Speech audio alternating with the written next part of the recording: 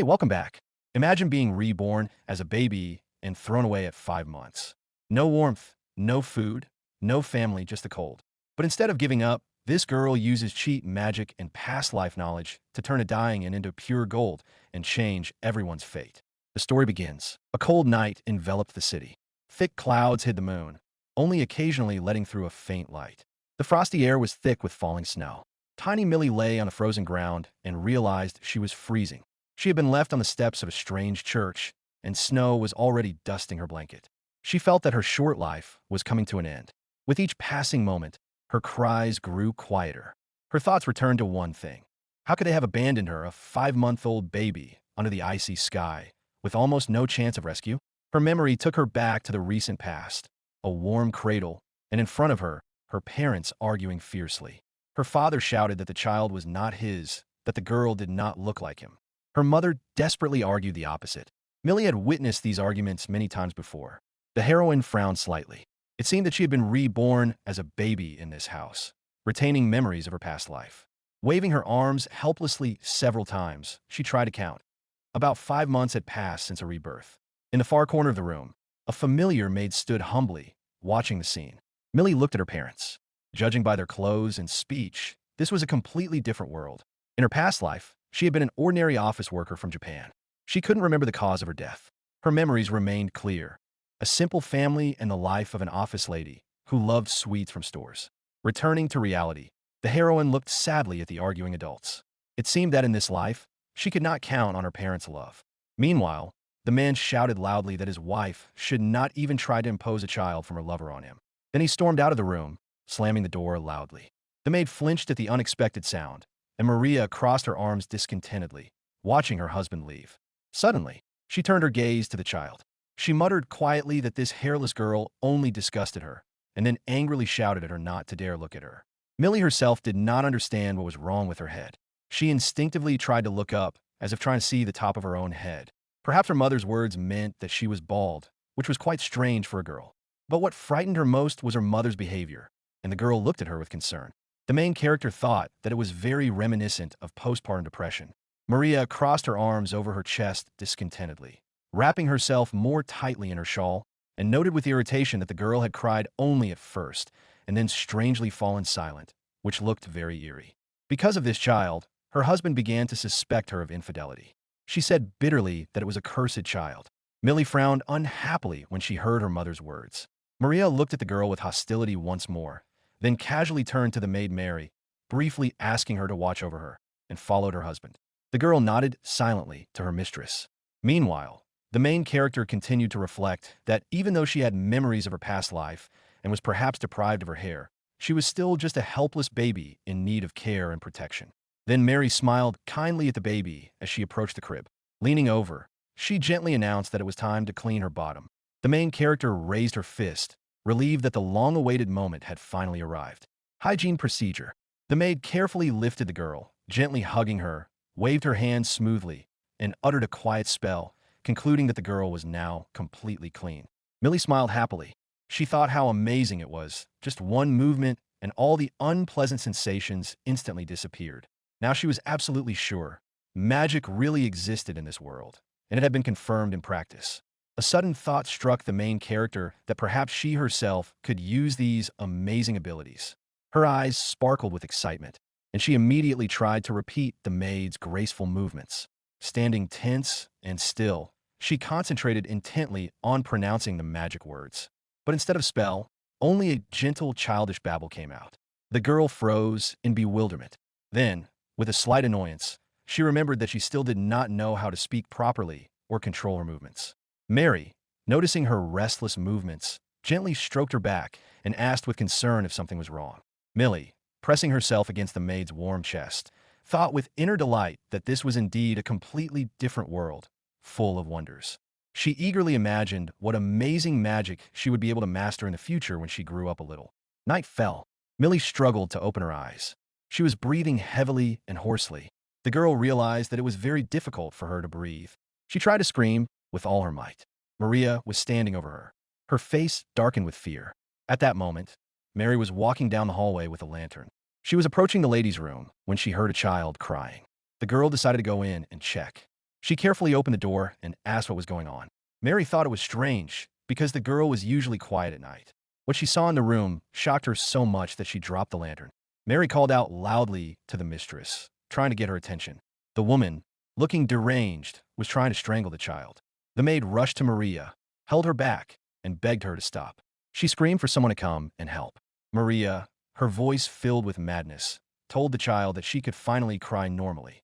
She sounded like a dying animal. Millie continued to cry loudly out of fear. At that moment, the owner of the house burst into the room and sternly asked what was going on. Maria turned to her husband and muttered that the child was cursed and must die. While the lady was distracted, Mary quickly picked up the crying girl and moved away. She held her close and tried to calm her down. The next moment, Maria's face went blank and she fell unconscious to the floor. The head of the family sighed. He asked the maid to take the child to the church. Mary ran down the street. With each step, she moved further away from the estate where she worked. The girl was breathing heavily and looking around. She knew that no one should find out that she was from the Nazif Trading Company and that she must not be seen. She held the little lady tightly in her arms. The girl frowned discontentedly, thinking that she had been abandoned.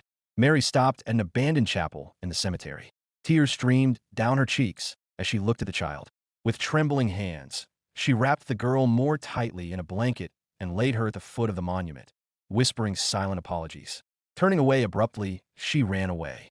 Millie lay motionless, watching the receding figure. Large snowflakes fell on her face. The girl lay there and looked up at the sky. She thought her end had come. Millie looked around in confusion and saw snow-covered gravestones. She thought that no one came here. About 30 minutes passed. Millie raised her reddened and trembling hands to her head. She was overcome with panic. She could die from the cold. Would her second life end in 5 months? She didn't even know her name in this life. Everyone just called her ma'am. The girl began to cry even harder. She mentally begged God, if he existed, to save her right now. At the other end of the cemetery, a young couple was heading for the exit. But suddenly, a girl named Marissa stopped and turned back. Exhaling frosty breath, she told her husband, Joe, that she could clearly hear a baby crying. The guy put his arm around her shoulders and replied that it couldn't be. There couldn't be a baby in the cemetery on such a cold night. Marissa insisted that the crying was coming from there. The voices were getting closer to Millie. Hearing the footsteps, the girl thought she needed to give a sign. She screamed with all her might. Her strength was leaving her. Her eyelids were closing. In the last second before she lost consciousness, she noticed two vague silhouettes leaning over her.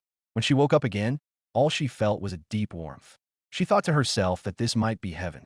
Opening her eyes, the girl realized she was lying in Marissa's arms.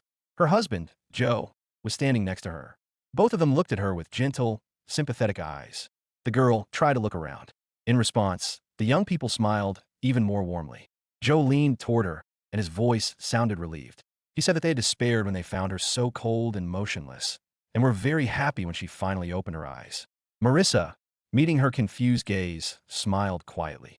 It was clear from the baby's expression that she was completely confused and didn't understand who these people were. Gently stroking the girl's head, Joe muttered thoughtfully that she must be about 4 or 5 months old. He couldn't understand how anyone could abandon a child in such a place. He silently thanked fate that he and his wife had visited the grave of their deceased daughter Lisa that evening. Marissa looked at her husband in bewilderment as he gently stroked the smiling child. Then she lowered her gaze. The next moment, she lifted the girl to her face, held her tightly to her chest, and turned to her husband with hope. She said she felt it was fate, as if their child had returned, and suggested keeping the baby. Remembering the baby clothes that were still stored in the house, Joe agreed. However, he cautiously added that this girl was not their Lisa. Marissa smiled with mixed feelings and quietly muttered that she understood. But she still felt that God had brought them together. And how could she leave such a cute girl? Joe wanted to lighten the mood, joked that the girl was strikingly bald and that it was unclear whether her hair would ever grow back. The main character was horrified to think that her fears had been confirmed. She really was bald. Marissa gently scolded her husband, saying that he shouldn't rub the child's head like that, and pointed out that the baby did have hair after all. Joe looked closely and agreed that the hair seemed to be light in color. The girl muttered thoughtfully that it was only baby hair, that it was too early to say anything for sure about the color. Joe then noticed that the baby needed a name. Marissa replied confusedly that there was no note on the clothes and asked if they could give the girl a name themselves. Her husband sat up straight and thought for a few minutes. Then he suggested the name Mariana. Marissa smiled and agreed that it was a beautiful name. So the girl became Mariana Spark. For short, She added they could call her Millie. The adults exchanged glances and, looking at the child, said with a smile that they were now her new mom and dad. Tears welled up in the main character's eyes. 4 or 5 months since her rebirth, she had been showered with angry shouts every day, and she had even nearly died. She silently thanked these people for saving her. Noticing her tears, the adults immediately became concerned. A few months after Millie was taken into the family, the Sparks opened a tavern called the Shady Cat Inn. It seems they bought it with their wedding money and connections. Joe was the son of an Edler who had been ennobled, having come from a commoner background. Marissa was the daughter of a wealthy merchant family. As she grew up, Millie reflected on the fact that her adoptive parents were both from wealthy families, yet got along well with ordinary people. Although she didn't hear much talk about their relatives. Either way, she hoped that the business would do well. But several years had passed since the opening. The situation remained unchanged. The rooms were dirty, and the food was unpalatable. The inn had too many problems, so visitors rarely came. When she was very young, Millie spent her time carefree. But she understood that if things continued this way, her whole family could end up on the street. The Sparks saved her life and raised her as their own. The girl was determined to repay them for their kindness. Thus began the life of Milliana Spark, whose mental age was 30, dedicated to caring for her adoptive family. Throwing up her hands, Millie mentally declared the start of her personal operation, repay with kindness. She would make the Shady Cat Inn prosperous. To start with, the girl decided to deal with one very dirty room, where there were stubborn stains, mold, and dirt everywhere. Looking at it, she muttered that this would not do. Suddenly hearing a strange sound, Millie turned around and froze in horror. A cockroach was lying next to her. The next moment, she opened her eyes wide and sat up in bed. Looking around, the girl muttered with relief that it was only a dream. But looking at her real, equally dirty room, she realized that it was true. She had to do something, and as soon as possible. After a while, Millie went downstairs for breakfast. All this time, she was thinking that she should start with cleaning. But how could she scrub off this ingrained dirt? Looking around the room, she thought that ordinary people in this world didn't really care much about hygiene. Judging by the few visitors, their inn was not the only bad place. But for her, accustomed to the standards of modern Japanese life, being in such filth was frankly difficult. No one even washed their hands properly. And this was both a hotel and a restaurant. If it became cleaner, there should be more visitors. These thoughts made the main character's head ache for a moment, and she grabbed her temples, suddenly bursting into tears. Her foster mother immediately rushed to her, asking excitedly what had happened. Marissa, trying to distract the girl, kindly remarked that she really did have very beautiful, light hair. These words had an instant effect. Millie stopped crying. Joe joined the conversation, sitting down at the table with his daughter. He explained seriously that there were many blondes among the aristocracy, and so that Millie would not attract the attention of any suspicious individuals, it would be better for her not to show herself unnecessarily in front of visitors or on the street for the time being. Marissa shook her head with a slight sadness, confirming that such hair color could no longer be hidden under a hat. These words filled the main character with horror. So, she wouldn't be able to help her parents in tavern? The girl thought hard. She had to come up with a way to improve her hygiene without appearing in front of people. How could she get clean quickly and easily? Suddenly, distant memories from her infancy came to mind.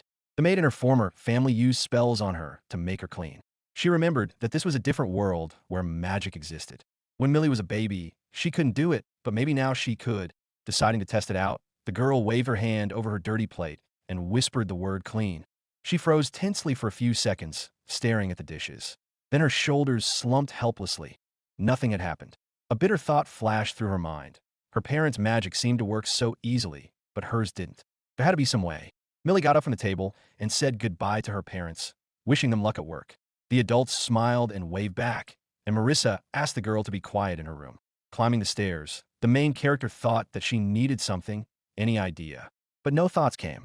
Nevertheless, she decided to try looking, just in case she found something. Even if it seemed pointless. Then she groaned mentally. Climbing to the 4th floor every day was exhausting. It would be nice to have an elevator in this world. Once in the room, Millie carefully searched all the cabinets. But she found nothing noteworthy. Nothing to be found just like that. With a heavy sigh, she turned away, thinking she could ask her parents, but she didn't want to bother them unnecessarily. Suddenly, she heard a slight rustling behind her. Turning around, the girl saw a small box, previously hidden by other items. The box looked very sturdy. Millie knelt down next to it and carefully opened the lid. Inside were various pieces of jewelry, rings, necklaces. But the only thing that really caught her attention was an old book. The girl picked it up and the thought flashed through her mind that it looked very much like a book on magic. She was delighted, so books like this really did exist. Next, Millie decided to try something like turning on a light. She scanned the pages and stopped, muttering to herself. It seemed she had found the right spell to create a light bulb. Her eyes sparkled with realization. For some reason, she could read all these strange letters. Apparently, it was a bonus from being reborn in another world. A couple of hours later, she finished reading the book. The gist of it was that magic required the activation of an innate magical power within a person, and to perform the action, it was enough to clearly imagine what you wanted. She froze for a second, concentrating. She wanted to try new desserts, especially those from a collaboration with a famous store, which she had pre-ordered from a 24-hour store in her previous life. There, she was literally obsessed with food. Closing her eyes, Millie immersed herself in vivid memories of those sweets. The next moment, she noticed that her hands began to glow softly. It seemed that this was the activation of magical power. Then the glow faded, leaving only a slight tingling sensation in her palms. The girl looked at her hands in confusion, mentally noting that the light had gone out, but now she definitely felt a new, warm power inside her. She raised her head decisively and muttered that now she thought she could do it. Exhaling heavily, Millie stood up, stretched her arms forward, and said loudly, "Light." And it worked. A small glowing ball hovered in the center of the room. Touching it with her finger, she noticed that it emitted a soft light, but was not hot at all, just like a tiny light bulb. Encouraged by her success, she summoned another ball, then several more. In her mind, she compared herself to the sorceresses of fairy tales. But suddenly, her vision began to darken, and her strength rapidly drained away. At the last second, she gasped weakly. She muttered that she wasn't feeling well before her consciousness began to fade. A few hours later, a voice calling her name woke Millie up. Opening her eyes, she saw Marissa leaning over her. The woman asked anxiously why she was sleeping on the floor, hugging some book. The girl sat up, rubbing her eyes, and wondered in confusion if she had really fallen asleep. Meanwhile, her adoptive mother picked up the book, gently pointing out that books were expensive and should not be taken just for fun. As she put it back in a box.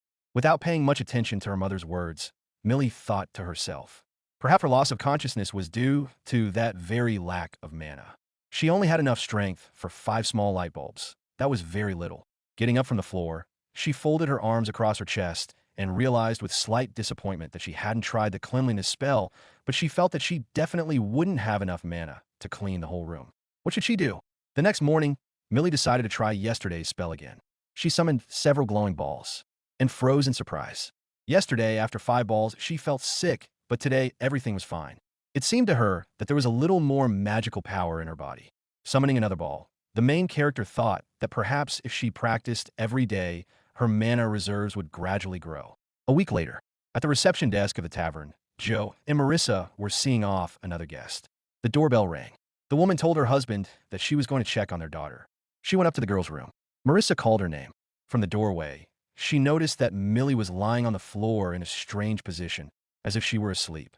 Quietly approaching, the woman picked up her daughter and muttered anxiously that she looked as if she had lost consciousness. To herself, she thought with concern that it looked frightening and silently hoped that it was not some kind of illness. After a while, Millie woke up in her bed, feeling rested. She sat up in bed and thought with annoyance that she had been caught again at a moment when she had passed out from lack of mana. She didn't want to worry her parents unnecessarily, so she needed to be more careful. As she had expected, her mana reserves were gradually increasing with each training session. Now, she felt normal even after summoning 10 glowing balls. So, she needed to keep going in the same vein. And so, day after day, unbeknownst to her adoptive parents, Millie diligently developed her magical abilities. Her parents would often find her in strange places and positions after another bout of exhaustion, take away her magic book again, which she would soon find again, and the girl herself continued to live happily with them. A few months later, the main character was already confidently using purification. She also mastered the basics of fire, water, wind, and earth magic. She felt proud. In a relatively short period of time, she had managed to learn how to use all the basic elements of this world. The book on magic said that those who mastered several elements were incredibly rare. Currently, only 5 people in the world are known to be able to control 3 elements. Millie mentally noted that everyone seems to have their limits. Perhaps that is why spells like purification are not used unnecessarily, so as not to exhaust all magical power at once. The girl assumed that her ability to control all the elements could also be a bonus of reincarnation in another world. But she was determined to keep it a secret so that those around her would not think she was strange. The main thing was that now she had the power to repay her adoptive parents for their kindness. She went down to the main hall for a short while, where the visitors were sitting at that moment. Marissa was serving them. Peeking around the corner, Millie realized that now was the perfect opportunity. Tying a scarf around her head to hide her blonde hair, she thought that her parents were too busy to notice her actions. That meant she had time, and it was time to get started. Going up to the guest floor, Millie immediately began to apply the cleansing to everything she saw, quickly tidying up the rooms. In a few minutes, she was almost done. There was only one room left, which she finished just then. Marissa appeared in the doorway, bringing her something to eat. The main character muttered with a bright smile that she had just made it and wiped her forehead with her hand. Her foster mother entered the room, announcing that she had brought lunch. Marissa froze for a few seconds, looking around in confusion. She said she didn't remember this room being so shiny. It was unnaturally clean. Handing her daughter a plate, she asked in confusion if she had cleaned it herself. Millie just shrugged, gratefully accepting the food, and said she had only helped a little. The woman looked around the room again, mentally noting that cleaning such a large area would be difficult even for an adult, even with the help of cleaning. Then she leaned over to the girl, patted her head affectionately, and said that she must be very tired, thanking her for her help. Millie nodded happily, accepting the gratitude, but thought to herself that this was only the beginning. She had only just begun to repay them for their kindness. She mentally noted that she could perhaps become a hero or a saint. Her reincarnation gave her every chance to do so. But in reality, she wanted only one thing: to live a happy life in this world with her new family. Millie sat at the table and ate her lunch. Her parents wished her bon appetit. Smiling outwardly, she stirred her spoon around her plate and thought that the food wasn't exactly tasteless, but she was tired of eating the same thing every day, and everything tasted bland. Now that she had tidied up the tavern and made it cleaner, she needed to come up with something for cooking. Joe, meanwhile, walked away from the table, humming something to himself. The main character finished eating and cleared her dishes. She thought that if she started cooking recipes from her past life, her parents would surely be surprised. She had even learned magic in secret, not wanting to disturb them. And yet, as she took the dirty dishes to the kitchen and thanked them for dinner, she thought that maybe she should tell them at least about the purification, and she could help openly. At that moment, Marissa entered the room and called the girl by name. With a slight but concerned smile, she asked her to come out to the backyard for a moment. Millie tilted her head in confusion, but followed her mother. The woman sat down next to a bucket and began mixing something. She said that her daughter's hair had grown noticeably longer, but remained the same unusually light shade. The girl looked at her silently, not understanding where this was going. Marissa continued, saying that she would very much like Millie to be able to go outside and play like other children as soon as possible. The next moment, Marissa turned to her daughter, smiling as she held a brush and a bucket of some strange dark liquid in her hands. The girl froze in horror, but did not resist. Her mother quickly dyed her hair, then walked away to wash the bucket, telling her to sit still for a while. Millie just nodded, sitting wrapped in a towel so as not to get dirty. She wondered if it was okay to dye her hair, but would everything be all right after this scary green liquid? She also worried that her hairstyle would look too fancy or strange. After a while, Marissa helped her daughter wash her hair thoroughly and said with satisfaction that everything was fine now. Then she asked Millie if she liked the result. The girl looked admiringly at her hair, which was now a beautiful reddish brown, just like her mother's. Marissa poured the dirty water down the drain and announced with a smile that starting tomorrow, her daughter could begin meeting the neighbors. Millie smiled happily and thanked her.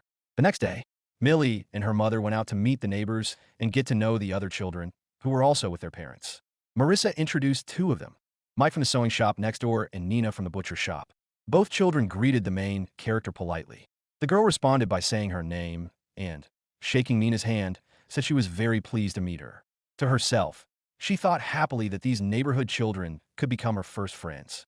Mike then asked if Millie liked sweets. She replied that she absolutely loved them.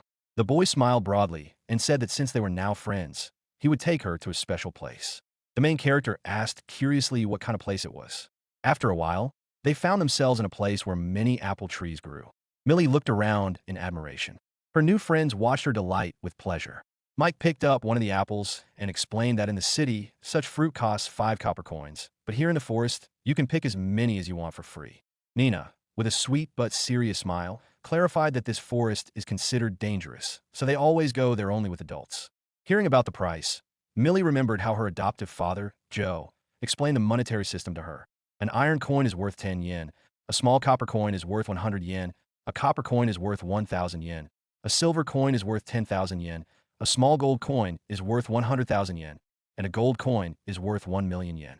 She mentally calculated that one apple cost about 500 yen. It turned out to be very expensive. Carried away by her calculations, she strayed a little from her companions, and they immediately called her back. When she approached, Mike suggested a competition to see who could collect the most apples. Millie, unlike the other children, was not thinking about the game, but about the profit. Picking apples for free at 500 yen apiece was a great opportunity. However, she wondered if they would be able to eat so many. As she picked the fruit, she remembered how she often baked apples in her past life. A little later, she returned home with a full basket and decided to suggest to her parents that they prepare a dish from her past experience. This suggestion greatly surprised the adults. The main character explained that she wanted to bake the apples and call it apple chips. Joe just laughed in response, noting that if you put such juicy apples in a hot oven, they would simply spoil and turn into mush. The girl flashed her eyes defiantly and asked if her father was sure about that. Then she leaned in close and declared that the most important thing in cooking was not to be afraid of failure. To be honest, she wondered whether she should reveal her knowledge of dishes from her past life that did not exist in this world. But every day was the same, milk soup or vegetable soup, and she wanted something sweet so badly. Since her rebirth, she hadn't had a single normal snack. And once the idea came to her, she couldn't let it go. Sitting next to her parents, she thought that her family was not the type to find it strange. Memories of her past life, her ability to control all the elements, it all seemed too incredible, and she wasn't going to talk about it. But Millie didn't want to keep absolutely everything from her parents. Joe smiled, sighed, and nodded, agreeing to try his daughter's recipe. He had already reached for an apple when Millie stopped him. The next moment, she used cleansing on her parents' hands. The adults watched their daughter's actions with wide eyes. Joe, pausing for a moment, asked how she was able to use magic. The main character frowned slightly and replied firmly and directly. She had been practicing while her parents were at work. Marissa looked at her daughter silently and very intently. Then her face lit up with realization. She approached her daughter and asked with interest if her room had been so clean lately because she had used magic to clean it. Millie nodded tensely, thinking to herself that it was better not to mention how large an area she had actually tidied up. Meanwhile, Joe began to recover from the shock. With trembling hands and stammering, he said that his daughter, without any training and at such a young age. Then his face literally lit up, and he put his hand to his mouth and exclaimed, "Could she be a genius?" At this phrase, the main character froze in confusion. She wondered why her parents had accepted all this so easily. The adults, not noticing her confusion, began to discuss excitedly that she had been looking at a book on magic. Maybe she could even read. Then they both turned to the girl and, with serious but warm excitement, asked her to be careful and not use too much magic, because magical power could also run out. Marissa nodded in agreement and added that the girl was only 4 years old. Millie smiled at them both. She mentally noted that, even though her parents were a little frivolous, she liked them very much. She could be herself around them as much as possible. Out loud, she simply agreed happily with their words. Her next move was to use cleansing on the fruit. Then she solemnly announced that it was time to start making apple chips. First, she had to thinly slice the apples, then put them in the oven to bake, carefully adjusting the temperature so they wouldn't burn. As soon as the slices became crispy, they could be taken out and tasted. With a happy expression on her face, Millie took the finished apple chips out of the oven and announced that the cooking was complete. Joe looked at the snack with interest and noted that it smelled good. Marissa added that she couldn't wait to try them. Then everyone took a piece. For a few seconds, there was a tense silence. After that, the adults' faces literally lit up with delight. The apples were incredibly delicious, so crispy that it was easy to get addicted to them. Joe turned to his daughter and asked if she had gotten what she wanted. The girl couldn't say a word. She was almost crying with happiness because she hadn't eaten anything sweet in so long. With sparkling eyes and the most serious expression on her face, she said that her dad was the best and gave him a thumbs up. Joe just looked puzzled at this strange gesture, but decided not to dwell on it. Then Millie, stammering a little, suggested, "What if we treat the tavern visitors to these apple chips?" The adults exchanged glances and nodded in agreement. They decided they would definitely try it tomorrow. The next day, Marissa followed her daughter's suggestion and offered the puzzled visitors a new treat. They cautiously tried the apple chips and froze in delight. One of them exclaimed that they were incredibly crispy and delicious, and the second immediately asked for more. Millie watched the scene from around the corner. She thought that perhaps she could use other knowledge from her past life for cooking. But apple chips were just a snack. She wanted to come up with a real dish that could become the signature dish of their tavern. After a while, her father approached the main character and announced with a broad smile that her apple chips were a huge hit with the guests. And as a reward, she deserved a real steak. Seeing the appetizing piece of meat in front of her, the girl froze in admiration. Cutting off a piece and tasting it, she mentally moaned with pleasure. And she noted that it seemed that pork also existed in this world. Joe, noticing her expression, asked with satisfaction if orc meat was really incredibly delicious, and Millie automatically nodded in agreement. But in the next second, she froze, realizing what her father had just said. Her father, not noticing her hesitation, just joked that if she didn't eat quickly, the steak would get cold. Meanwhile, an image popped in her mind. A large, pig-like creature standing on its hind legs and clutching a crude weapon in its hands. Apparently, this was the same orc she often encountered in games, and she had just eaten one of those. Tears welled up in her eyes, and Joe immediately became concerned, asking what was wrong. The main character didn't answer, lost in her thoughts. She mentally thanked the orc for his sacrifice and decided she would eat the meat with gratitude.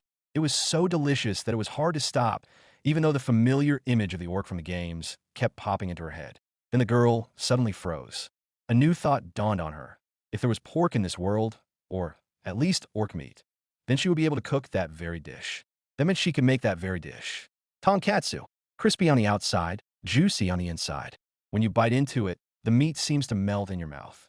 It's just devilishly delicious.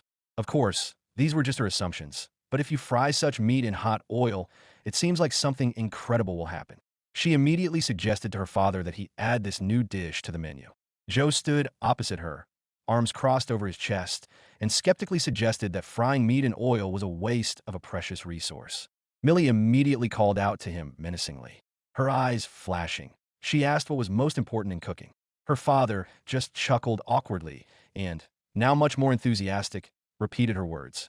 A fearless heart that is not afraid of failure. The apple chips turn out great, so why not give it a try? A little later in the kitchen, the main character listed everything she needed: eggs, flour, bread, orc meat, salt, and spices. It was good that flour and seasonings also existed in this world. Joe stood slightly behind her. He asked with some doubt if she was sure she had remembered everything correctly, and how exactly she was going to cook it. The girl just smiled broadly in response, and assured him that everything was fine. First, she had to make small cuts in the thinly sliced pieces of orc meat so that they would not deform when fried, then sprinkle them with salt and spices. After that, the meat had to be rolled in flour and dip it in beaten egg. At this point, Joe couldn't take it anymore and exclaimed indignantly that it was a real waste to use precious ingredients like that. Millie, slightly annoyed, asked him to just watch and not interfere. Then she grated the bread to make breadcrumbs and carefully coated each piece of meat in it. Standing on a small stool and holding a bottle of oil in her hands, the main character asked her father to turn up the heat. Joe asked in horror, "Are you really going to fry all this in oil?" And when the girl unhesitatingly poured much more oil into the pan than he thought reasonable, he almost jumped up, shouting that it was an unacceptable waste of precious ingredients. Millie completely ignored his exclamations. She carefully lowered the breaded pieces of meat into the boiling oil. She explained that it needed to be fried well on all sides, and when an even golden crust appeared, the dish would be ready. Then she took out the finished orkatsu and placed it on a plate. With a triumphant look, she handed it to her father, inviting him to try it while it was still hot. Joe looked at the dish with some doubt and sniffed it. Then he carefully cut a piece and tasted it. His face immediately lit up, and he exclaimed that it was really delicious. He thought it would turn out strange with the egg and breading, but it turned out quite well. Millie took a bite with delight. Inside, she was rejoicing. This was real tonkatsu from her past life, and she was incredibly happy. However, in the next moment, her face clouded over. She frowned and muttered discontentedly that something was missing. Her father was surprised because it tasted perfectly fine, but the girl crossed her arms over her chest and said with disappointment that it wasn't tonkatsu. Joe asked what she was talking about, but the main character was already deep in thought. What was wrong? The meat didn't seem juicy enough, and the texture wasn't quite right.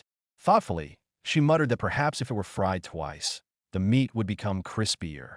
Then she looked seriously at her father and said that they would definitely try it again tomorrow. The man, finishing his piece, said that he had already considered adding this orkatsu to the menu as a new item. But, noticing her dissatisfied expression, he sighed and promised not to do so until she was completely satisfied with the result. He would help her experiment. Millie beamed at these words and brightly asked if he would help her experiment. He sighed and promised not to do so until she herself was completely satisfied with the result. He would help her experiment. Millie beamed at these words and thanked her father wholeheartedly. Since then, they have been searching for the perfect orkatsu recipe every day and trying new things. Test sample number 2. The meat was cut too thick and remained raw inside. Test sample number 3. The oil temperature was too high and the meat burned. Test sample number 4. The breading fell off and the meat itself was tough. At one point, Millie became completely discouraged. She wondered why it was getting worse each time, since the very first orkatsu was so much better. She was sitting there, immersed in self-flagellation, when her father found her. He looked at his upset daughter with a gentle, understanding smile, sighed quietly, and approached her. He stroked her head and asked her what was most important in cooking. The main character turned to him with tears in her eyes and, stammering slightly, said that it was a fearless heart that was not afraid of failure. The man smiled broadly at her own words, put his hands on his hips, and said firmly that since she herself had taught him this motto, they would definitely manage together. So there was no need to be discouraged. Then he walked over to the table and, with renewed enthusiasm, began to rub bread for fresh breading, preparing for the next attempt. Millie looked at his cheerful back and thought that even if he didn't fully believe in her childish ideas about cooking, he was still willing to try again and again. And that's why she had to stand her ground. She had to make a dish that everyone at the Shady Cat Inn would love. Millie decided to review her past failures and analyze where and what she had done wrong. The first and most important thing was the thickness of the meat. It shouldn't be cut too thin, but it had to be easy to bite into. She watched thoughtfully as her father cut the meat and corrected him, thicker or thinner. The second thing was adjusting the oil temperature. The ideal temperature should have been around 170 degrees. Joe, heating the oil, asked if it was okay. Millie nodded in agreement, then put a small pot on her head like a helmet and covered herself with one of the lids. Her father, sensing her mood, also covered himself with a lid as a shield and carefully lowered a piece of meat into the oil. It immediately began to splatter in all directions, and a few drops landed on his hand. He cried out in surprise. The main character shouted that the breading was starting to slide off a little and that maybe they should turn down the heat. Her father nodded in agreement and, still wary of the hot splashes, carefully did as she asked. Their goal was simple, to brown the meat a little by frying it at a constant, not too high temperature. The third goal was to improve the breadcrumbs. They needed to be fine and crumbly, and it was important not to make a mistake with the size. To do this, they called on Marissa's magic for help. She gladly joined in the process.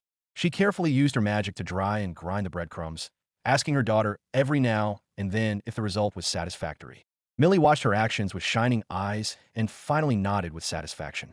Once the perfect breadcrumbs were ready, the prepared meat could be carefully coated in them. The fourth step was choosing the most suitable oil for frying. Millie had several bottles of different oils in front of her. Joe smiled slightly and remarked that during their numerous attempts, he had managed to buy almost everything he could at the market. The girl raised her fist enthusiastically, thanked him, and suggested that they test each of the oils as soon as possible. After some trial and error, they found a perfect oil. Joe carefully removed the already fried pieces from the hot oil, explaining that now they needed to let it cool down a little and then fry it again. The result was crispy on the outside, but still too raw on the inside. Then, with some pride, he showed his daughter the new cutlery and asked if these chopsticks would be suitable. Millie picked them up and said with admiration that they were just perfect. So they moved on to the fifth step, making cutlery. It turned out that in this world, quality kitchen utensils cost a lot of money. And when the main character casually mentioned chopsticks, her father decided to make them for her himself. However, he couldn't quite figure out the shape she was used to, not seeing how they could be used. So in the end, they agreed on a shape resembling tongs for coals, more convenient and understandable for him. And so, attempt, after long hours of reflection, trial and error, tedious work, and falling asleep right in the kitchen from exhaustion, they finally succeeded. The perfect orkatsu she had dreamed of. Finally, the day of the new dish's presentation arrived. The guests began to descend into the common room and were immediately greeted by an incredible, tantalizing smell coming from a kitchen. The guests involuntarily began to look in that direction, and then Marissa approached them, carrying trays with neatly arranged portions. With a light, businesslike smile, she announced the new dish had appeared on the tavern's menu today. The Shady Cat in signature orkatsu. Just looking at the plates, some of the guests involuntarily swallowed. One of them even asked if it was really orc meat in front of him. Still a little doubtful, they poked at the crispy breading with their forks. But succumbing to the tempting aroma, they decided to try it. The entire Spark family held their breath as they watched their reaction. Millie froze in suspense. Would they really say nothing? Surely they had to like this dish. The next second, the room erupted with enthusiastic exclamations. The guests praised the dish, how juicy and crispy it was, how incredibly delicious the meat was cooked, and how it was simply impossible to stop eating. They all liked it so much that many immediately asked for seconds. Millie and her parents exchanged glances, and at the same time, as if on cue, they clapped their hands, whispering happily to each other about how well it had turned out. Watching Marissa bring out second and even third servings to some, the girl thought it was a great sign. If Orkatsu became popular, their tavern would definitely get more visitors.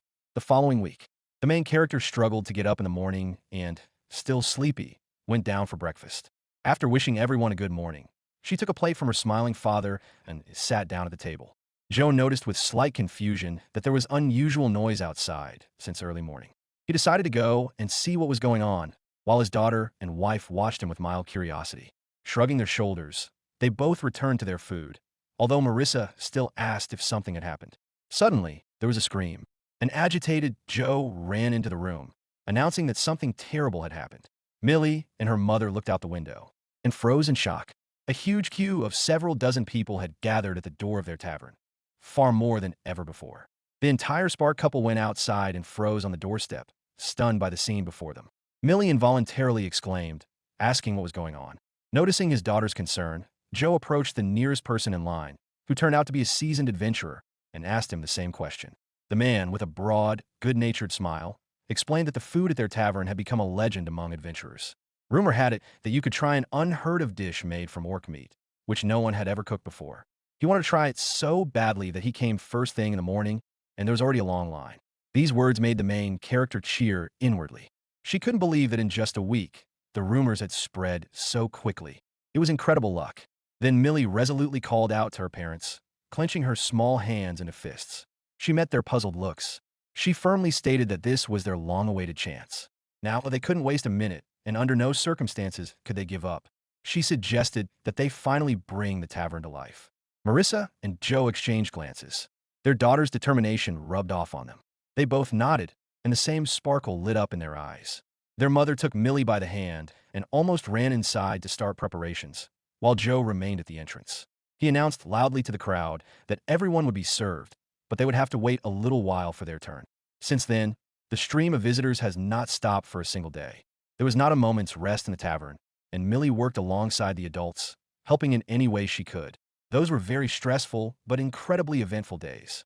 And on one such evening, all three sat in silence in the kitchen after closing the tavern.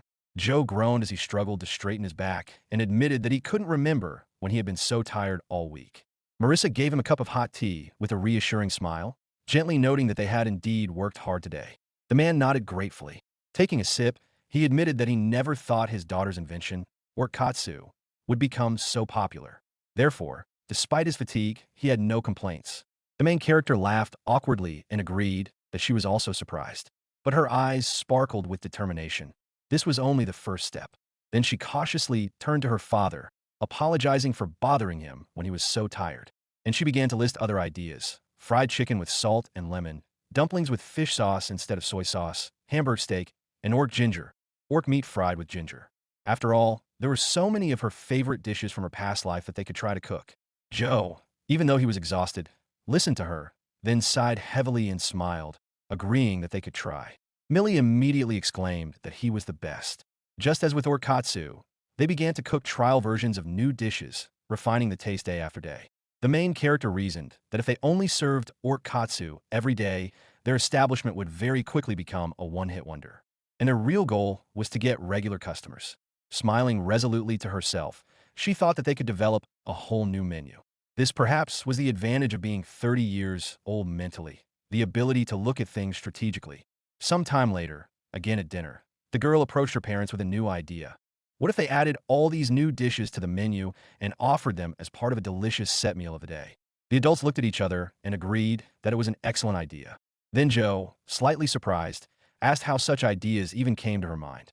Millie cheerfully threw her hands up, exclaiming that it just came naturally. Marissa watched them with a warm smile. Then the main character stared thoughtfully at the table, muttering to herself what else she could come up with to improve their tavern. Joe looked at her with a tender smile. He gently stroked her hair, and said that her ideas were truly amazing. With a slightly awkward grin, he added that her help in the tavern was a great help to them, but running around all day as a child must be tiring. She could always take a break if she wanted to. Millie froze for a second in surprise. She asked herself, is this what parental care is like? Then a broad smile lit up her face. She replied that she was fine and that she would also do her best as a true helper. To be convincing, she gave a thumbs up, thinking that she had only just begun to repay the Spark couple for their kindness. Joe asked what this strange gesture meant, but his question went unanswered. Some time passed. Millie, who was delivering orders, thought that although it had been busy, the flow of visitors in recent days had finally slowed down a bit and returned to normal. At that moment, the doorbell rang, and two men entered the tavern. The first was quite pleasant-looking, with an open face. The second was wrapped in a cloak with a deep hood that hid his features. The main character immediately approached them and greeted them politely. She asked if they had come just to eat. The first man replied that they had not, and that they would like to rent a room. Millie nodded and pointed to the reception desk. The young man continued, saying that he was glad to finally visit the tavern that everyone had been talking about lately. Meanwhile, his companion looked around the room gloomily, barely turning his head. Then the girl remembered that since they were renting a room, she needed to know their names. The first guest introduced himself as Zach. Then he complimented Millie, saying that although she was small, she was very composed. The main character politely introduced herself in response. Zach smiled kindly, muttering that she was very cute, and then Millie asked his companion's name. The man in the cloak slowly turned his head toward her. Zach immediately apologized, awkwardly hugging his companion around the neck and saying that his real name was Will and that he was a new member of his squad. He had recently joined and was a loner. Will stood patiently nearby, his whole demeanor expressing silent discontent. Without letting go of him, Zach dragged the guy to the stairs, waving goodbye and saying that they were very tired from the road and would rest in their room until dinner. Millie muttered to herself with an awkward smile that he was very active, and Marissa, who had been watching the scene, thanked her daughter for her help. In the evening, Zach and Will came down for dinner. Zach, his eyes burning with excitement, devoured one serving after another, constantly marveling at how delicious everything was and how he had never tasted anything like it before. Will sat silently nearby, barely touching his food. The main character stood next to their table and replied with a smile that she was very happy to hear such praise. Zach, with a piece of orc katsu stuck on his fork, froze and looked at her. He couldn't help but ask where such a little girl got such manners. It was amazing. Millie then gently took the hem of her dress and curtsied slightly, replying that these were simply the manners befitting a lady. Zach repeated her words with an awkward but kind smile, addressing his silent companion, as if expecting some kind of reaction, which, however, did not follow. The girl thought that most commoners were usually quite rude, so she wanted to strive for polite and attentive service. With a slight inner smile, she noted that this was probably how she would have acted in her past life. Let the nobles find it strange, she didn't care. When a meal was finished, Zach thanked the girl for dinner and asked how much they owed. Millie paused for a moment, doing a quick calculation, then announced that dinner with orc katsu would cost 8 small copper coins per person. Zach took 2 coins out of his pocket and said that he only had regular copper coins, asking if they could give him change. Holding a small bag of change in her hands, Millie began to count in her head. 1 copper coin is equal to 10 small copper coins. After a short pause, she confidently announced that their change would be 4 small copper coins. The men exchanged brief, surprised glances. Will tried to hide his amazement by taking a sip from his cup. Then they briefly thanked them for the meal and went up to their room. At the door, Zach exhaled heavily and remarked that although the food was unusual, it turned out to be delicious. Will just nodded in response. Ignoring this, Zach continued that, for a tavern where a night costs 3 copper coins, it was incredibly clean. Will just nodded briefly, looking intently at his talkative companion. His companion continued in the same good-natured manner, saying that the girl Millie they had seen was indeed very clever. He was interrupted by the dark-haired Will, who asked if he didn't find it all strange. Zach blinked in confusion and asked what he meant. Unable to resist, Will leaned over the guy and explained irritably that he was talking about the girl. There were too many inconsistencies about her. She looked only 5 years old, but where did she get such manners, and how could she count so quickly and accurately? And in such an establishment for ordinary people, no less. Swallowing hard, Zach tried to calm him down. He said that she might be unusually smart, but calling her strange or talking about such a commonplace was just rude. Besides, Millie was very nice. Exhaling heavily, Will said that Zach probably had a very easy life with such optimism. As soon as they entered their room, Will turned on a small table lamp and sat down at the table. Zach, taking off his traveling clothes, asked if he was going to write another report. Then he added that getting promoted wasn't easy. And receiving orders like disguise yourself as an adventurer and gather information in the city was clearly not the easiest thing to do. Zack lay down on the bed and announced that he was going to sleep, advising Will to do the same. Will just asked him to be quiet, picked up a pen, and unfolded a sheet of paper. Report. About the situation in the city. Nothing particularly noteworthy has been found. Currently staying at the inn that is the subject of rumors. No notable incidents. However, just in case, I am reporting one observation. There is an unusual child in the establishment. Her behavior, manner of speech, and counting skills do not correspond to either her surroundings or her stated age. Her name is Miriana. Her nickname is Millie. Sometime later, on the other side of town, in a luxurious mansion, the butler walked down a quiet corridor, carefully pushing a table with tea and exquisite sweets in front of him. He knocked on the massive oak doors with his knuckles, apologized for the intrusion, and announced that he had brought tea. After receiving permission, he entered and stood still at the threshold in front of his master. The latter was just finishing reading a report received from one of his agents. His gaze slid over the last lines about an unusual girl from a common tavern. With a light, interested grunt, the young, handsome man with light hair said her name aloud, then said that he was curious about this unusual child. On the table in front of the main character were many of her favorite dishes. Looking at all this abundance with delight, she thought to herself that in order to satisfy her little whim, or rather, for the sake of the prosperity of the Shady Cat Inn, she had asked her adoptive father to prepare all this. Lately, she had even begun to get used to life in this world, and this thought evoked a wave of warm emotions in her. And finally, the day had come, Millie's birthday, when she turned 5 years old. Her parents congratulated their daughter with sincere joy, and she responded with the widest and happiest smile, thanking them for everything. Then Marissa handed her a hair ribbon, announcing that it was her gift. The main character was very happy and accepted the decoration with delight. She immediately asked to have it tied around her head like a headband, and her mother fulfilled her request with a tender smile. Millie thought to herself that her real date of birth in this world was unknown. Here, it was customary to celebrate birthdays not individually, but as general seasonal holidays.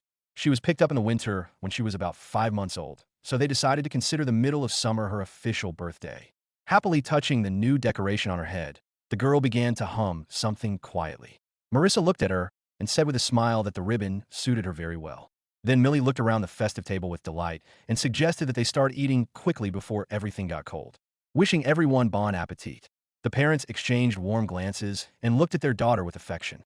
Joe paused for a moment, decided that now was the right moment, and began to speak while Millie was eating. The girl froze with her fork halfway to her mouth, but then continued eating, listening attentively. He cleared his throat slightly, feeling a little embarrassed. He announced that Millie would become a big sister at the beginning of next year. The main character's eyes widened in surprise, and she froze for a moment with her mouth full. Seeing her reaction, Marissa covered her mouth with her hand, trying to hide her joyful smile, while Joe hugged her shoulders, rubbing his cheeks slightly in embarrassment. Millie mentally asked herself if she had understood correctly. Was she really going to be a big sister? Realizing what had been said, her face lit up with a broad, beaming smile, and she immediately congratulated her parents, her eyes sparkling with happiness. Internally, however, she noted with a slight smirk that, of course, this was wonderful news, but when had they found the time? Most likely, it happened that night when she was sleeping over at her friend Nina's house. Although it was probably not very tactful to think about such things. The main thing was that her parents were happy and everything was fine with them.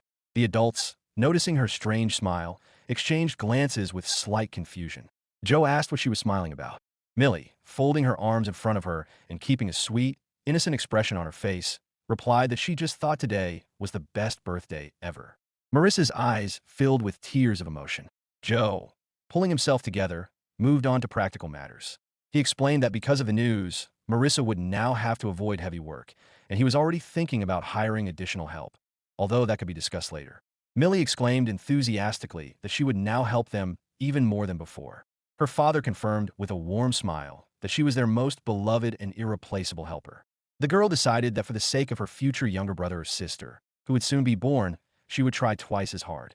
A few days later, the bell above the door announced her return, and a child's voice joyfully announced that she was home.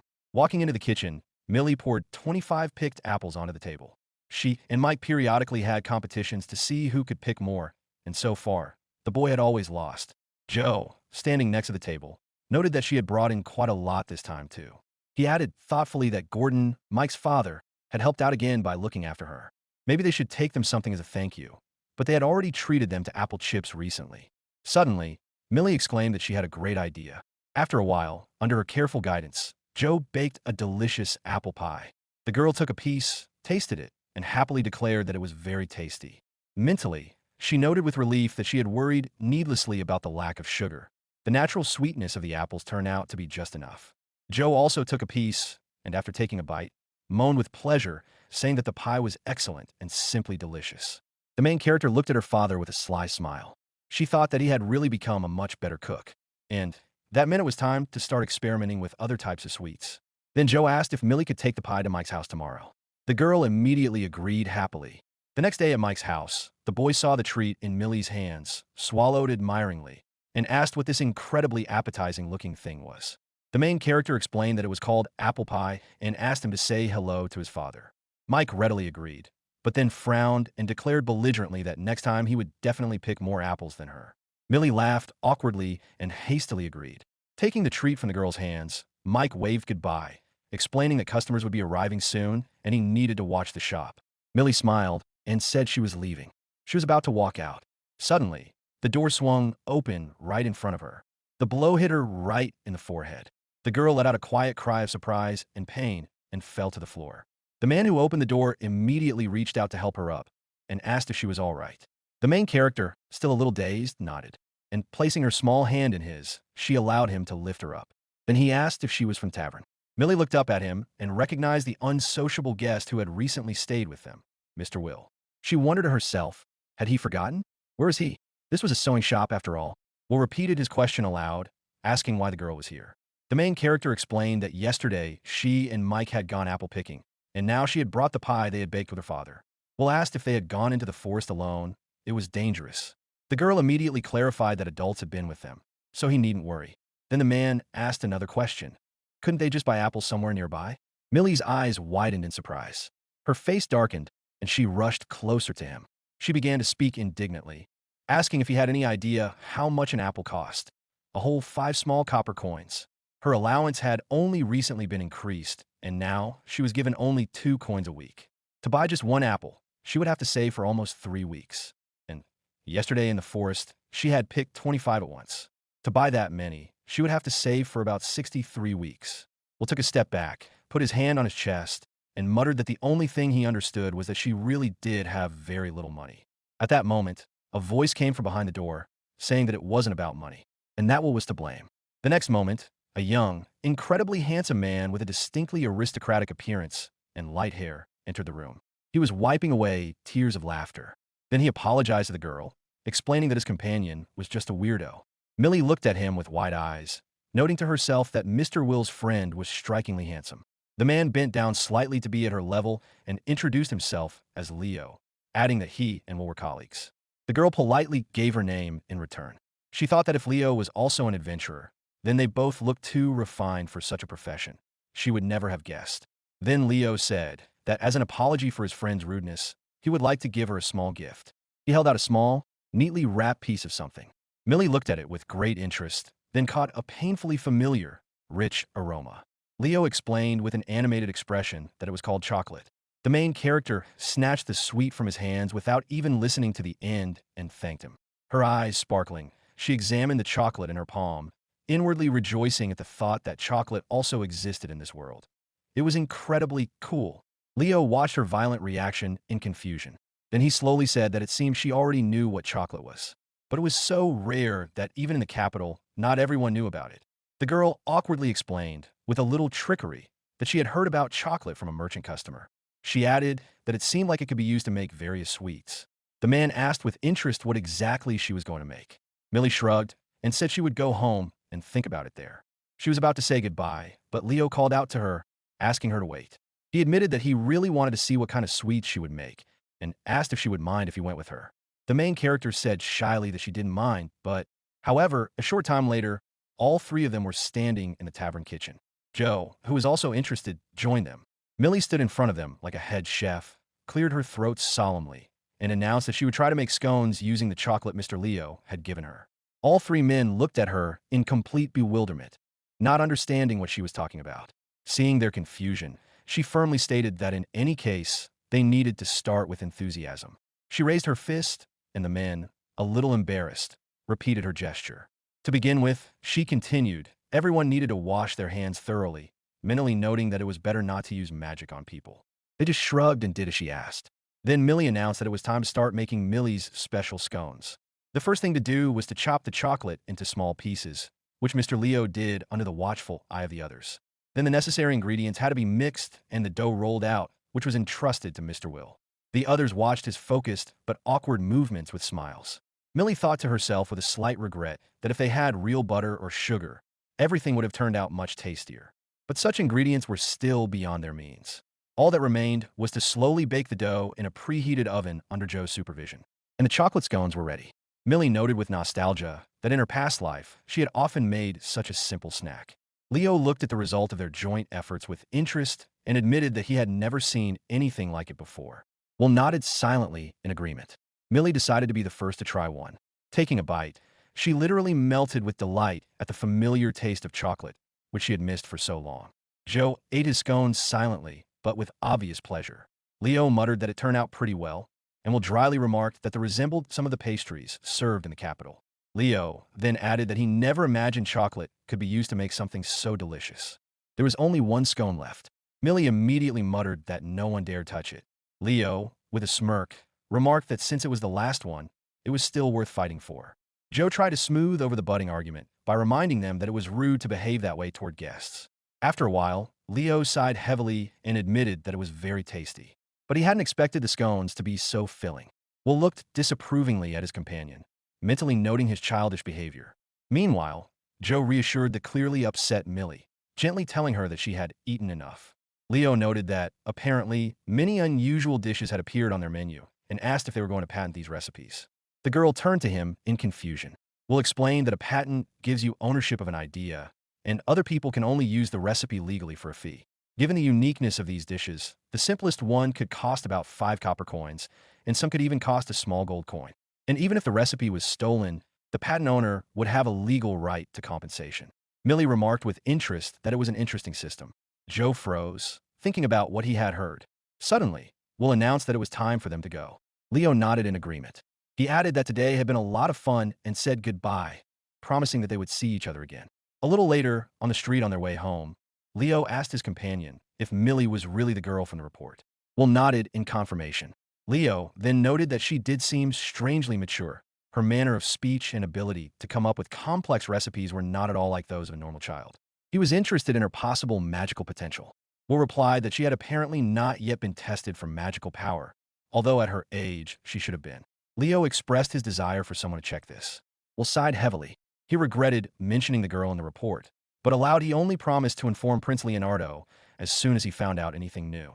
Meanwhile, at the Millie Tavern, helping to clear the table, she asked her father if he knew about the recipe patenting system. Joe awkwardly admitted that yes, he did. The girl was indignant, asking why he hadn't said anything before, since it was a huge missed opportunity. Joe explained with slight irritation that both hiring and patenting required contacting the trade guild, and they had certain difficulties with that. The main character froze, asking what the matter was. Her father sighed heavily and explained that Marissa's grandfather was the head of the guild, but they had had a serious falling out in the past, and now they don't talk to each other. On the other side of town, in the merchant guild building, an employee was finishing the monthly report on new patents. The guild master dryly approved the work done. Then the clerk cautiously added that there had been rumors around town lately about a tavern called the Shady Cat Inn, where the food had become unusually delicious. Although business there had been very poor before. At that moment, there was a sharp sound. The old count had broken a quill in his hand. The frightened servant hurried to retreat, declaring the report finished. Left alone, the guild master sat in deathly silence, his face contorted with cold rage. His thoughts were clear and merciless. He would never forgive whoever dared to steal his granddaughter. Millie asked confusedly, what does bad relations mean? And why did they have such a big fight with Grandpa, the head of the guild? Joe looked seriously at his daughter. Then he turned away and said briefly that there were many reasons behind it. In a gloomy tone, he added that he had no intention of contacting the trade guild, neither for hiring nor for licensing. The main character, upset, tried to find out more, but Joe abruptly cut off the conversation, saying that the subject was closed. Millie frowned as she watched her father walk away. After a while, The girl calmly swept the area at the entrance to the tavern. An unfamiliar man approached the door, and she informed him with a polite smile that the establishment was not yet open. The man yanked the door open and, without looking at her, said that he wasn't a customer, but had come to see the owner on business. Millie called after him, but he ignored her and headed straight for the bar. Joe was standing with his back to the entrance, and without turning around, politely asked him to wait until opening time. However, the stranger dismissively remarked that it was very noisy in the establishment at the moment. The girl's father turned around and looked questioningly at the guest. The man folded his arms across his chest and introduced himself as the owner of the neighboring Manpukudai Tavern. Both men sat down at table. Millie brought the guest a drink, mentally noting that this was the owner. She looked at him disapprovingly. He didn't even say thank you.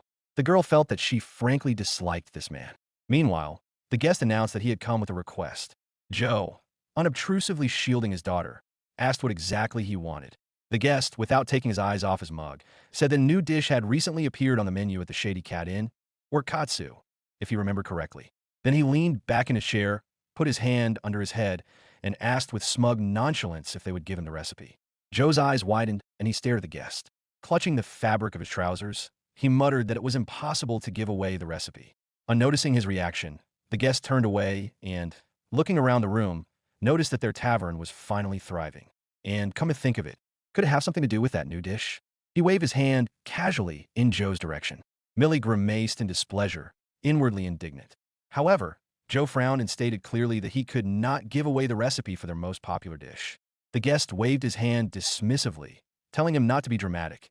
After all, he was not asking for it for free. He offered a whole 3 copper coins. Millie stared at him angrily, remembering how much time, effort, and trial and error they had spent perfecting this recipe. This strange man had just appeared out of nowhere and demanded the recipe for a super popular dish that they had put their hearts and souls into, and for only 3 copper coins. Mentally converting the amount into familiar yen, she thought indignantly that it was only 3,000. She remembered Mr. Will's words that even the simplest recipe could cost at least 5 copper coins. How dare he? The main character clenched her fists and lowered her head, trying to hide her raging emotions. She was about to speak up, but Joe beat her to it. He rose abruptly from the table and, looking the guest straight in the eye, declared with all seriousness that he was not going to sell such a valuable recipe for a pittance. This recipe was like a treasure to him. Millie looked at her father with admiration, her eyes wide and filled with tears of pride and tenderness. The guest exclaimed in bewilderment, his face contorted with anger, and he slammed his fist on the table. Joe pushed back his chair and said firmly that if that was all, it was time for the guest to leave. Visitors would be arriving soon, and they needed to prepare. The main character thought proudly that her father had handled the situation perfectly. The owner of Manpukudai wanted to continue the argument, but the tavern door swung open and the first visitors appeared on the threshold. They greeted him and asked if they could come in. The man looked at them angrily and sighed discontentedly. He pushed them out of the way and went outside. The guy who had been pushed, rubbing his bruised shoulder, asked who it was. Joe immediately rushed over to apologize to them with an awkward smile and said that everything would be ready soon, offering them any available seats. And soon, as usual, the tavern was filled with people. Weaving between tables, Millie thought that in this world, recipes were truly worth their weight in gold. Once, she asked Marissa to take her to the market. In fact, the ingredients and seasonings were familiar to her from her past life. Although instead of the usual meat, monster meat was used here, but she was already used to that. Nevertheless, the food culture in this world was underdeveloped, and recipes meant even more to establishments than to ordinary people. That is why there was a whole system of patenting. Looking at the plate of orkatsu in her hands, the main character thought that they simply had to protect this recipe. Later that evening, when there were no more customers, Millie gathered her parents and, standing before them in a determined pose, announced that she was calling an emergency family meeting. The adults looked at her in bewilderment but agreed to listen. The girl began by saying that the agenda item was patenting recipes. She believed that it would be best to go to the trade guild and officially register them. Joe just sighed heavily and remained silent. Millie continued by asking if she understood correctly that after patenting a recipe, the purchase fee would only be charged once. Her father crossed his arms and explained that this was not quite the case. If you buy a recipe for personal use, yes, you pay once. But if you use it in business, you have to pay an annual fee. The main character thought that this meant the man wanted to get away with paying only 3 copper coins, avoiding the annual payments. Angered even more, she decided in her mind that she would never forgive him for this. And it dawned on her. What if someone copied the recipe from the Shady Cat Inn and patented it first? Then they would have to pay to use their own invention. She turned specifically to her father, saying that she completely agreed with him. The Orkatsu recipe was their treasure. She firmly stated that the recipe, into which she and her father had put so much effort and soul, could not be allowed to be stolen. Millie looked seriously at her parents, waiting for their reaction. Joe sighed heavily and repeated that yes, the recipe Millie had created was their real treasure. He got up from the table and said with firm determination that it seemed they would have to gather their courage and take action after all. Marissa looked at her husband with tenderness and support. Millie literally beamed at these words. Turning to his wife, Joe said that her grandfather had once ordered him to stay away, but now it seemed they had no choice. Marissa silently confirmed his words with a slight smile. Then the main character decided to ask again why they severed ties with her grandfather so completely. Joe poured water into a mug. He began to explain that they had fallen out with all their relatives even before they bought this inn. So they ended up cut off from Marissa's entire family, including her grandfather, the former head of the trading house. At these words, both Marissa and her husband lowered their eyes, their postures expressing sadness. His daughter, not letting up, pressed him with questions. Joe paused for a second. Then Marissa quietly took his hand. She said that Millie deserved to know the whole truth. Joe nodded in agreement and admitted that he knew this conversation would inevitably happen someday. Then he looked up at Millie and said the most important thing, that she was his daughter and he loved her with all his heart. But they're not her biological parents. The main character froze. Joe, folding his hands on the table, continued. He said that they did indeed have a biological daughter named Lisa, but she died when she was only a few months old. To hide their grief from others, they often visited her grave at night. It was there, in the cemetery, that they found an abandoned girl, whom they later named Millie. For Marissa's parents, this was the last straw. They refused to accept a child who was not their own into the family, and Marissa and Joe could not come to terms with this. Millie silently digested what she had heard. She knew she wasn't their biological daughter, and she knew about Lisa, but she couldn't even imagine that her adoptive parents would sever all ties with their family for her sake. Then Marissa spoke up. Folding her arms across her chest, Marissa said with deep feeling that this was precisely why they didn't want to get involved with the trade guild. She didn't want her biological family to say anything bad or hurt Millie. The girl looked at her parents in amazement. She thought that since her grandfather was against her being accepted into the family, he was unlikely to treat her kindly.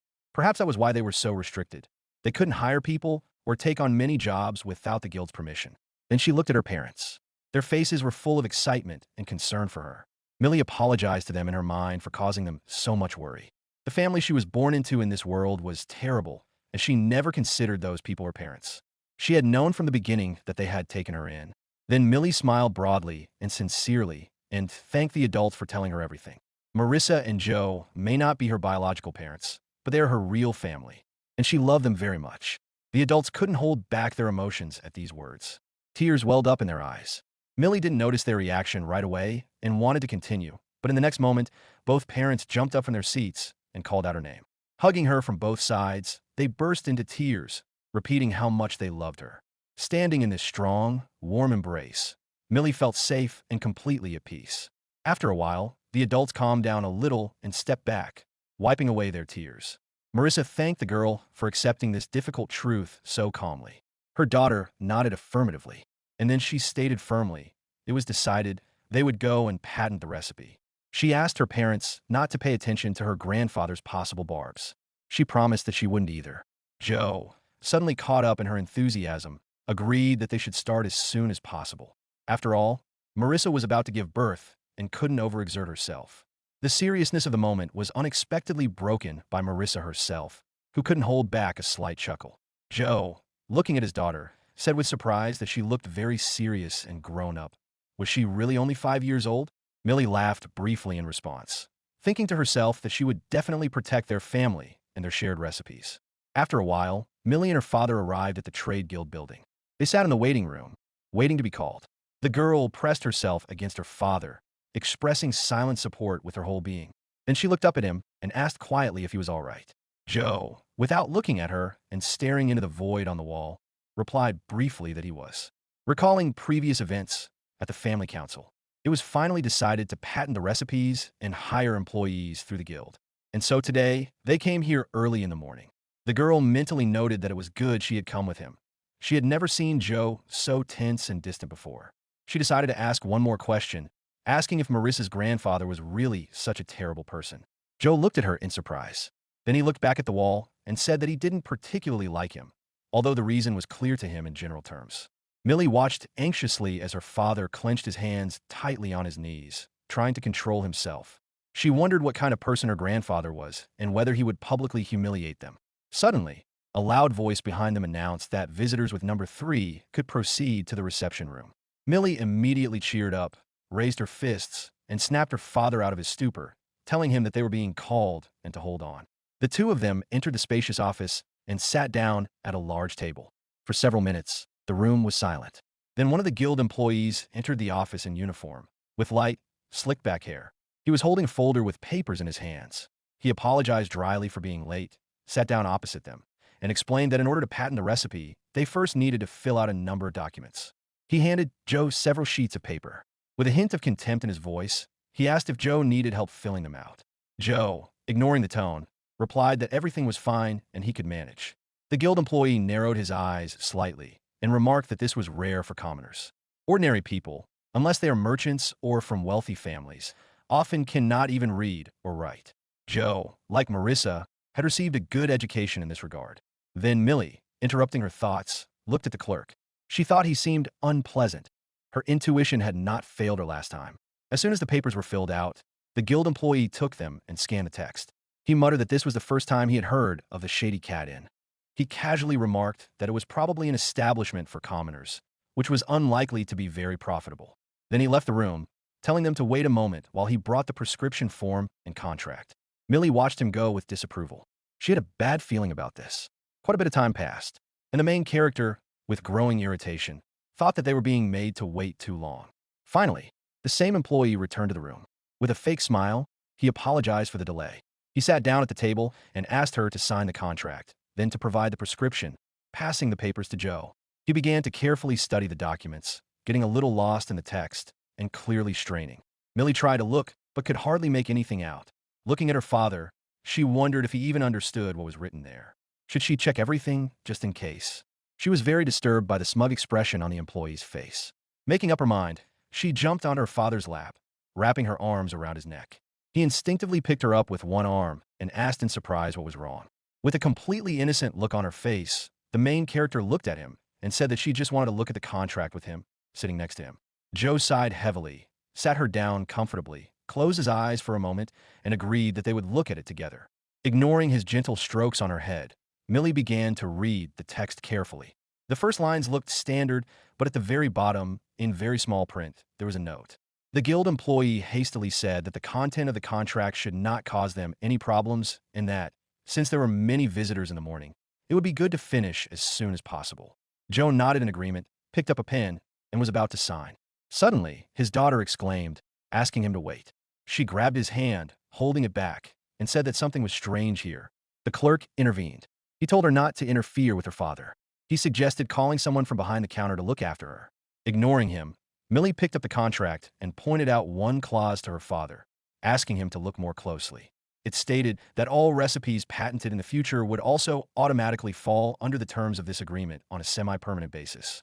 After reading it carefully, Joe asked indignantly what that meant. After all, this meant that the trade guild would take the lion's share of their future profits. Then he looked up at the man opposite him and repeated the question. The man began to get nervous, laughed awkwardly, and said that this was standard practice in the trade guild. In addition, the main agreement would appear later. After this one was signed, the recipe would be checked, and if there were no problems with the main contract, the deal would go ahead. Millie frowned, watching him closely. She thought he was clearly lying. His eyes were darting around. Could this man really be? The main character asked aloud, is their entire trade guild nothing more than a bunch of crooks? The employee froze in shock, tried to say something in response, then fell silent. He exclaimed how she dared to talk such nonsense. Millie shouted back that it all sounded very much like the truth. Weren't these documents that would replace the main contract? The guild would insist that the main contract would appear later, but since they had already signed this paper, it must be real. Then it dawned on her, and she asked if they were going to blackmail the Shady Cat Inn later, demanding recipes and technology. With each word she spoke, the employee's face grew paler and more frightened. Millie got up from her father's lap, leaned her hands on the table, and continued, Is it normal for such a share of the profits to go to the guild? Maybe this man came up with this contract himself, and all the money would go straight into his pocket? The guild employee frowned, leaning his head tensely over the table. Then he suddenly jumped up from his seat, shouting that she was a little brat. He grabbed her by the hair, saying that children had become completely unruly lately. Millie's eyes filled with tears from the pain, and she tried to pull the strand of hair from his hand. Joe immediately jumped up, shouting his daughter's name. He punched the worker hard in the face, growling that he shouldn't dare touch his girl, and held the child close to him, lifting her up and stroking her soothingly. The man flew back against the wall from the blow and hit his head, but not hard. Touching his cheek, he muttered that it hurt. Then he smiled. He declared that since Joe had raised his hand to a guild employee, he was finished. Then he loudly called for security, ordering them to grab him. 2 guards immediately burst into the room. Pushing the girl out her father's arms, they grabbed Joe, threw him to the floor, and pinned him down, ordering him to behave himself. Then the guild worker pointed at Millie and ordered them to grab her too, and not to touch the documents on the table, because now they were evidence. The girl became even more serious, realizing that the man wanted to destroy the evidence. She would never give him those papers. Summoning all her willpower, she mentally called upon the magic of the wind. The documents on the table rose smoothly into the air and floated gently toward her. One of the guards noticed the strange movement of the documents in the air. Seeing the girl quickly hide them behind her back, he rudely asked what she was doing and ordered her to hand over the papers immediately. A guild employee shouted, demanding that the guards deal with the girl quickly. The first guard rushed to carry out the order. At that moment, Joe, still pinned to the floor, began to struggle violently, shouting that they should not dare touch his daughter. The second guard snapped at him to shut up, took out his baton, and swung it hard at the man's head. Joe slumped heavily to the floor, unconscious. Millie broke free from the first guard's grip and rushed to her father. She cupped his face in her hands, begging him to hold on, and wanted to do something. But when she removed her hands, she saw blood on them. A dark, growing pool was already forming under her father's head. The main character turned pale with horror, unable to take her eyes off the scene. Then the guild worker spoke again. He combed his hair back and said with cold arrogance that this is what happens to those who start to riot. Then he ordered the girl's documents to be taken away again. Millie slowly got up from her knees. Her gaze became empty and distant as she stared out the window. Suddenly, everything in the room began to shake. The floor and walls shook, and a slight humming sound could be heard. The guards froze in confusion. The guild employee panicked and began to rush them. Joe, regaining consciousness for a moment, weakly called his daughter's name, trying to stop her, but his strength left him, and his head fell back to the floor. The main character froze in tension. Then she slowly turned to face them. Her hands were clenched into white fists, and her hair began to rise as if from an invisible wind. Her voice, low and filled with icy fury, rang out in the ensuing silence, asking what they had done to her father. To be continued. Thanks for watching. Write your feedback in the comments. If you like the story, please like and subscribe. See you soon.